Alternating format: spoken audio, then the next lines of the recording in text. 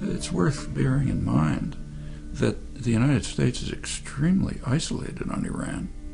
I mean, Europe goes along, but almost no one else.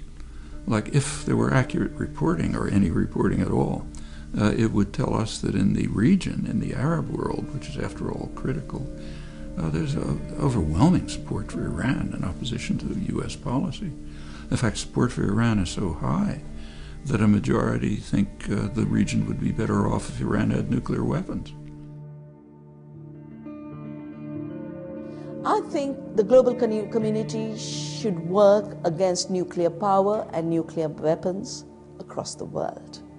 Everyone knows that to have a nuclear weapon, you just have to have nuclear power.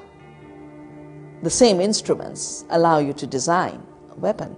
So how can America be pushing nuclear power on India through a US-India nuclear agreement and say nuclear is good in India but bad in Iran? Iran is completely surrounded by U.S. forces, naval armadas. The U.S. has complete control of the skies. It has satellite monitoring devices.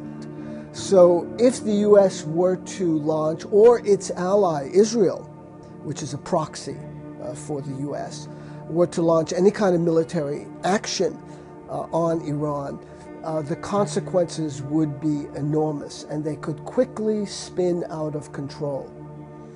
Iran probably has the second largest reserves of natural gas and oil in the world. Certainly it's a major factor. If all they had were grapes and pomegranates, it would not be as obsessional as it is for Washington. And I think oil and gas wars are so wrong, because they're not just wars against a country that controls the oil and gas.